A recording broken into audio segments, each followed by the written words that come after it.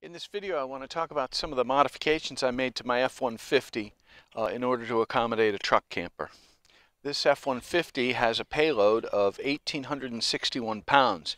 You can find your payload sticker by opening the driver's side door and looking inside the door jamb. There's a little yellow sticker in there that'll give your payload as well as your tire pressures and some other information. What's cool about using a half-ton pickup is that they get really good gas mileage.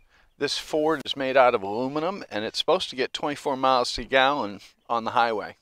I'm expecting that with my truck camper on it, I'll lose about a third of that, so I'll probably come in at around 18 miles per gallon on the highway. I've made a couple of changes to the truck in order to accommodate the camper, and the first thing is suspension. On the rear of the truck, I've installed Sumo Springs. And I haven't installed Sumo Springs to increase the payload because you can't increase the payload of your truck. What I've installed Sumo Springs to do is to decrease the sway. I'm deeply concerned that once I put the Cirrus 620 is 8 foot 2 inches tall. Once I put an 8 foot 2 inch tall camper on this truck, that I'm going to have problems with it swaying back and forth. The Sumo Springs don't affect the ride much when I'm going on the highway.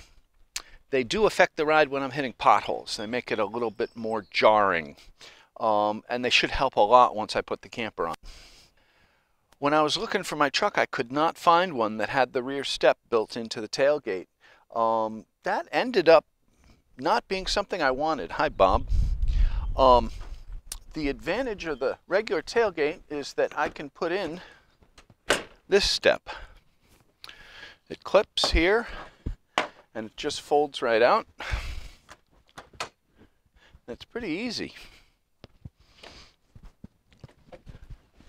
So that's what I've done to accommodate the truck camper for my truck.